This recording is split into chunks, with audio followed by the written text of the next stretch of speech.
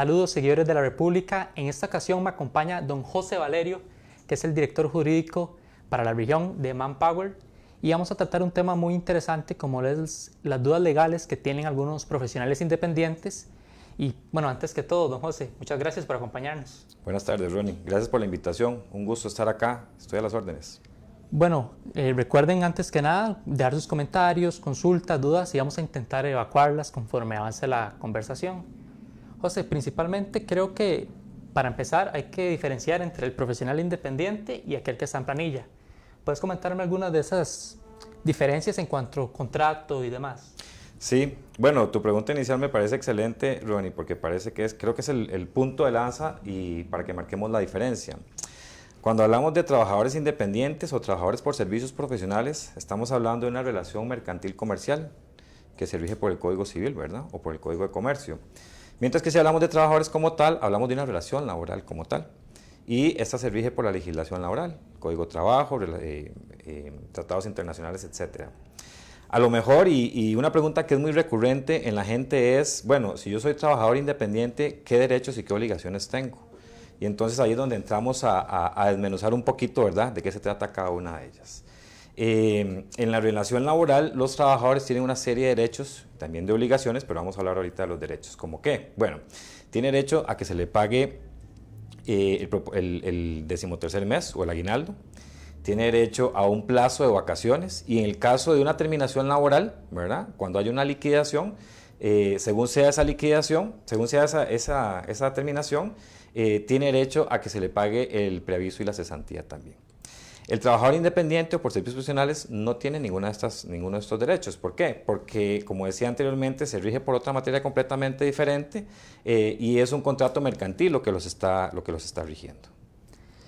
Me gustaría volver a ese punto, pero antes vamos a ver unos gráficos sobre el tema en el área urbana de seguro de trabajo, ya que va ligado a esas mismas dudas que tienen muchos profesionales.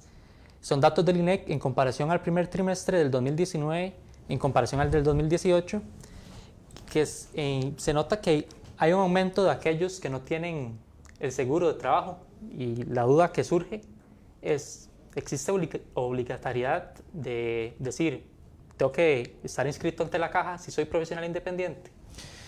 Yo diría que es una de las obligaciones que tiene el trabajador independiente. A ver, cuando vamos a prestar un servicio profesional y firmamos un contrato por servicios profesionales, lo primero que habría que revisar es qué labor es la que voy a desarrollar. Porque dependiendo de la labor que yo vaya a desarrollar, posiblemente tenga la obligación de estar incorporado a un colegio profesional, ¿verdad? Si soy profesional por ejemplo, en materia de derecho, si soy profesional informático, donde haya un colegio y exista la obligatoriedad de estar inscrito, es lo primero que tiene que hacer el trabajador. Lo segundo es que recordemos que el trabajador independiente no recibe un salario, lo que recibe son honorarios. Y entonces la empresa que contrata con ese trabajador independiente tiene que recibir una factura por esa contraprestación que está pagando, por ese honorario que está pagando. Entonces tiene que estar inscrito también en el régimen contributivo de Hacienda. Y lo último es, claramente, que tiene que estar inscrito también para reportar a la Caja del Seguro Social. Y ahora vamos a observar el tema en cuanto al área rural, ya que ha aumentado un 4% aquellos que no lo tienen. A pesar de eso que me mencionas, ¿por qué consideras que hay mayor cantidad de ellos que no reportan en ese sentido ante la caja? Bueno, los síntomas podrían ser muchos, Ronnie. Incluso hay un concepto que se utiliza de trabajador informal cuando hablamos de servicios profesionales.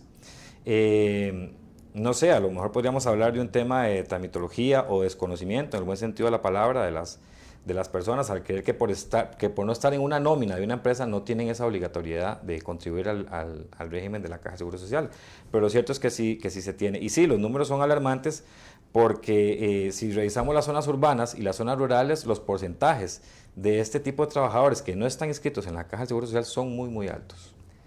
Y para aquellos que están sumando, me gustaría recordar ese punto que hablaba de los aspectos o derechos laborales que no se tienen al ser profesional independiente, tal vez algunos que se están sumando y no conocían, si puedes reiterar acerca de eso. Sí, claro. Les pongo un ejemplo. A ver, si contratamos con una persona por servicios profesionales porque nos va a dar un servicio, hay otra cosa que hay que acotar que es importante. Yo puedo contratar por servicios profesionales con una persona física o con una persona jurídica. Eso significa que yo te puedo contratar a vos como persona física o puedo contratar con una empresa que vos tengas y vos representes, ¿correcto? En materia laboral no se puede hacer eso, solo se puede hacer con personas físicas, ¿verdad? Eso es uno de los primeros puntos. Lo otro es que, como podemos contratar tanto con una persona jurídica como con una persona física, ¿qué significa esto? Que si yo contrato con vos, Ronnie, para que me hagas un servicio y tal día vos no pudiste llegar, vos puedes mandar a alguien para que haga ese trabajo y no pasa nada. Yo en mi trabajo, si estoy en una nómina, yo no puedo enviar a un primo, un amigo, un vecino para que haga mi trabajo porque no se trata de eso la relación laboral como tal.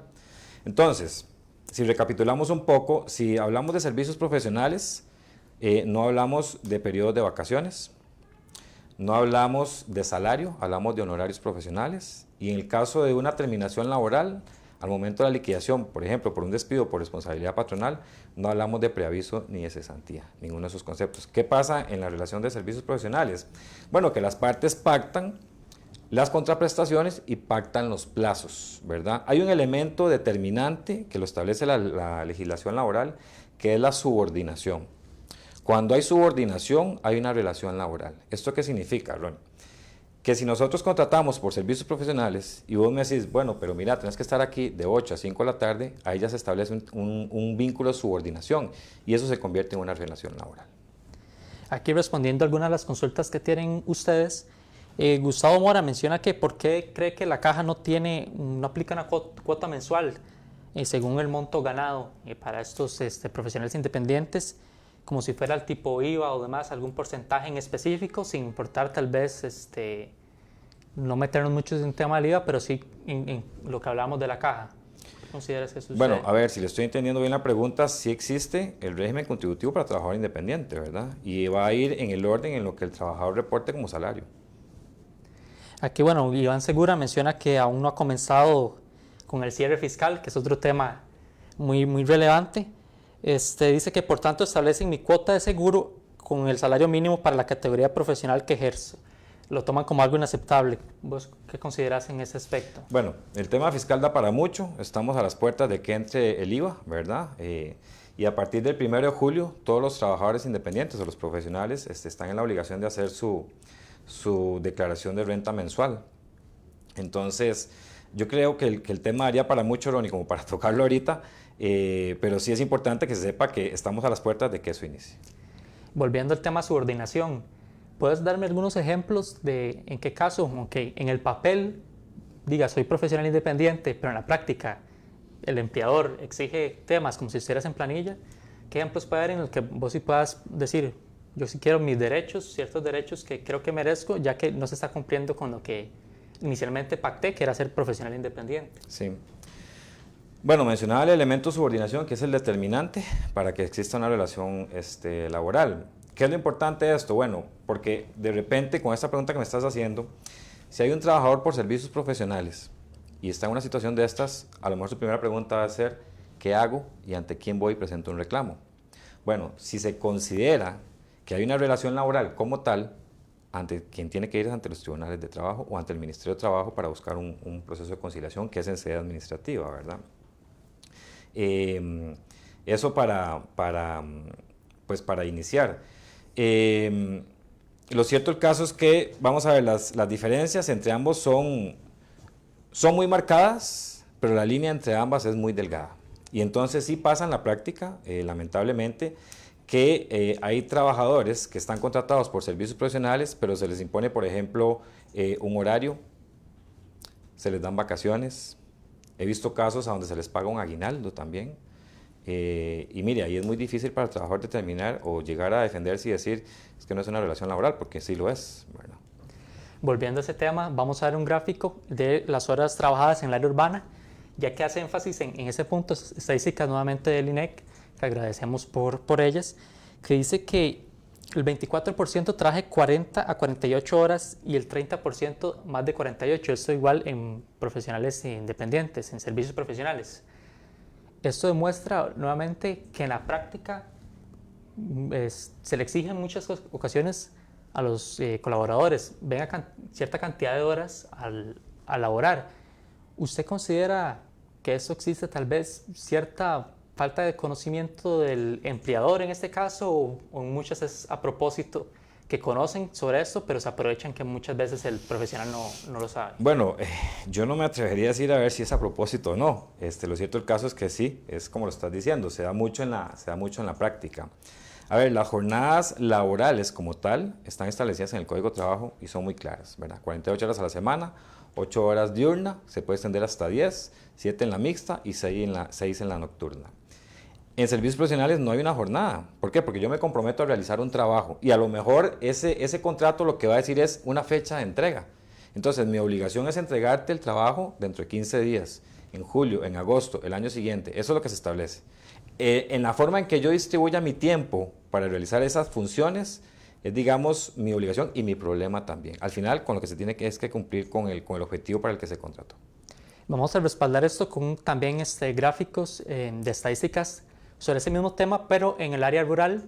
En este caso anda similar también, cerca del 50% trabaja más de 40 horas a la semana. Entonces me parece como que si bien es una tendencia que existen muchos trabajadores independientes, en la práctica no existe ese valor agregado, esa diferencia o ese atractivo que en el papel sí existe para que para que dejes de estar en planilla, para que busques ser profesional independiente. ¿Vos qué consideras en este aspecto? Sí, no lo podría hacer, Ronnie, porque estamos empezando a mezclar entonces las dos formas de contratación, ¿verdad? Y volvemos al punto inicial que mencionaba antes, el de la subordinación. Aspectos tan sencillos como este. Si yo contrato a un trabajador por servicios profesionales, en principio, él no debería estar en mis oficinas. Él debería hacerlo desde sus propias oficinas o de su lugar de trabajo. Yo no debería suministrarle el equipo con el que él trabaje, su laptop, su teléfono, etc. Yo no debería proporcionarle una dirección de correo, por ejemplo. Aspectos tan sencillos como esos hacen que se vaya haciendo ese vínculo con un patrono, ahora sí, ¿verdad? Y se establezca una relación laboral. Sí, es una línea delgada que se cruza muy fácilmente. Muy fácilmente también. Y ahora en cuanto a las responsabilidades como tal, legales que tiene con el quien contrata sus servicios profesionales. Porque muchos quizás lo toman a la ligera y no piensan que no tienen grandes responsabilidades con en este caso, reitero, tal vez no patrono, pero sí el que contrata sus servicios. ¿Puedes comentarme algunas de esas responsabilidades que tiene? Sí, bueno, a ver, tal vez la forma más clara, y esto es una pregunta muy recurrente también, es, a mí me contrataron para una cosa, pero yo termino haciendo otra cosa. Existe un principio en derecho que se llama el principio de contrato de realidad, que no es otra cosa que, si nosotros firmamos un contrato, y dice X, Y, Z, y en la práctica yo estoy haciendo otra cosa completamente diferente, cuando yo llegue a un Ministerio de Trabajo o a un tribunal laboral, a lo que le van a hacer caso es a lo que está sucediendo en la realidad. ¿Cómo qué? Como que, por ejemplo, si me pones, ya que estamos hablando de una relación laboral como tal, ¿verdad? Pero valga el ejemplo, si me pones una jornada de 7 horas al día, por decir algo, ¿verdad? Y al final tal vez no completo las 48, y así lo decía el contrato, pero en la práctica yo estoy laborando más de esas horas, incluso estoy rebasando la jornada ordinaria y me estoy sobrepasando una jornada extraordinaria, eso es completamente reclamable por parte del trabajador. Para ir cerrando, muchas gracias nuevamente por acompañarnos. Ustedes desde su rol en Manpower, ¿qué acciones toman para que la gente conozca más de este tipo de temas? ¿Cómo la gente puede informarse más? ¿Cómo puede contactarlos a ustedes para conocer más de esta temática? Claro que sí. Bueno, en Manpower Group nos hemos dado la tarea, Ronnie, de ser muy preventivos. Recordemos que nosotros trabajamos con clientes a nivel internacional, somos una empresa mundial y nuestro rol básicamente es el de asesorar a esos clientes precisamente para que en temas de legislación no se incurra en algunas prácticas que podría causarles algún tipo de problemas, ¿verdad? Entonces, la parte preventiva para nosotros es sumamente importante.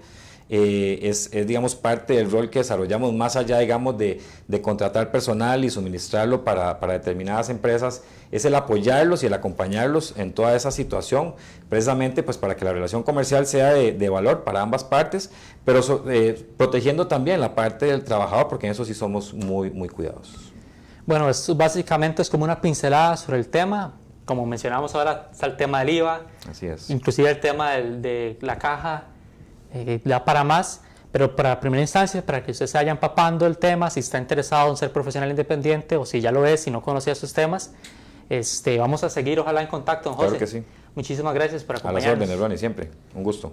Muchas gracias a ustedes también. Nos vemos a la próxima.